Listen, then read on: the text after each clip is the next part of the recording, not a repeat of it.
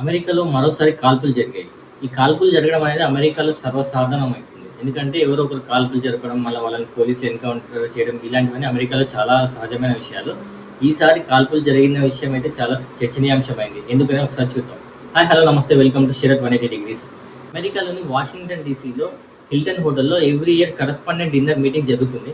అలానే నిన్న కూడా రాత్రి కరెస్పాండెంట్ డిన్నర్ మీటింగ్ జరిగింది. ఆల్మోస్ట్ అందరూ ఆ మీటింగ్‌లో పాల్గొన్నారు. ప్రెసిడెంట్ వైఫ్, వైస్ ప్రెసిడెంట్, ఇంకా టాప్ అఫీషియల్స్ అందరూ పాల్గొన్నారు. ఇంకా ప్రెస్, మీడియా వాళ్ళందరూ కూడా దాదాపు 2500 మందికి పైగా ఈ మీటింగ్‌లో ఆ మీటింగ్ జరిగే సమయానికి ఒక వ్యక్తి లోపలికి ఎంటర్ అయ్యే ప్రయత్నం చేశాడు. అక్కడ సీక్రెట్ ఏజెన్సీ వాళ్ళు చూసి అడ్డుకోబోయే ప్రయత్నం చేశారు. బట్ అప్పటికి ఆ వ్యక్తి 5 రౌండ్ల కాల్పులు జరిపాడు. ఆ బుల్లెట్లు అందులో ఒక ఆఫీసర్‌కి తగిలి అంటే ఆయన సేఫ్ అయిపోయాడు. ఎందుకంటే బుల్లెట్ ప్రూఫ్ జాకెట్ వేసుకున్నాడు కాబట్టి ఆ ఆఫీసర్ సేఫ్ అయ్యాడు.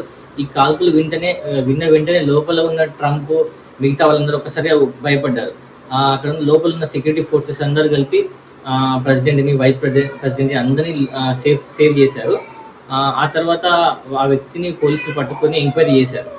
ఆ వ్యక్తి మాత్రం బాగా చదువుకున్న వ్యక్తి అని చెప్పి, 31 ఏళ్ళ అలెన్ అని చెప్పి పోలీసులు అయితే గుర్తించారు.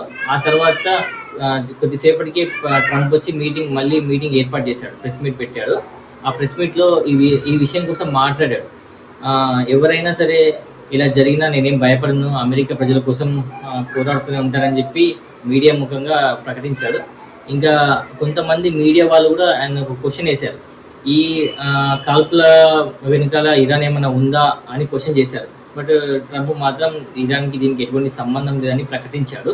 ఆ తర్వాత ప్రెస్ మీట్‌లో ట్రంప్ మాట్లాడుతూ సిఐఏ బాగా పనిచేసిందని చెప్పి సెక్యూరిటీ సిబ్బంది కూడా బాగా అలర్ట్‌గా ఉన్నారు, అందరూ బాగా పనిచేశారని వాళ్ళని కూడా ప్రశంసించారు.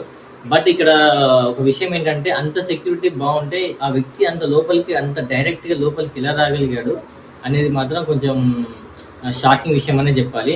ఎందుకంటే అమెరికా అంటేనే కొంచెం సెక్యూరిటీ ఫోర్సెస్ చాలా స్ట్రాంగ్‌గా ఉంటాయని అందరూ నమ్ముతారు. బట్ ఈ విషయం పైన కొంచెం అమెరికాలో సెక్యూరిటీ పైన కొంచెం అనుమానాలు అయితే రేకెత్తిస్తున్నాయి. గత 2 రోజుల కింద ట్రంప్ భారత్ పైన మరియు చైనా పైన అనుచిత వ్యాఖ్యలు చేశారు. ఈ వ్యాఖ్యల పైన ప్రపంచవ్యాప్తంగా ఆయన పైన విమర్శలు వచ్చాయి. ఇంకా అది జరిగిన 24 గంటలు కూడా కాకముందే ఇలా జరగడం కొంచెం గమనించాల్సిన విషయం. ఇంకా అలానే ఈ విషయం పైన, ఈ దాడి పైన ప్రపంచవ్యాప్తంగా ప్రపంచ నేతలందరూ కూడా స్పందించారు. అందరూ కూడా ఈ విషయాన్ని ఖండించారు.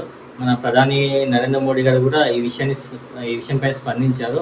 ఇంకా ట్రంప్ మరియు వాళ్ళ కుటుంబ సభ్యులు సేఫ్‌గా ఉన్నందుకు నాకు కొంచెం హ్యాపీగా ఉందని ఆయన మాట్లాడారు. ఈ వీడియోలో మీకు ఎలాంటి డిస్టర్బెన్స్ అయినా అనిపిస్తే కొంచెం ఇగ్నోర్ చేయండి.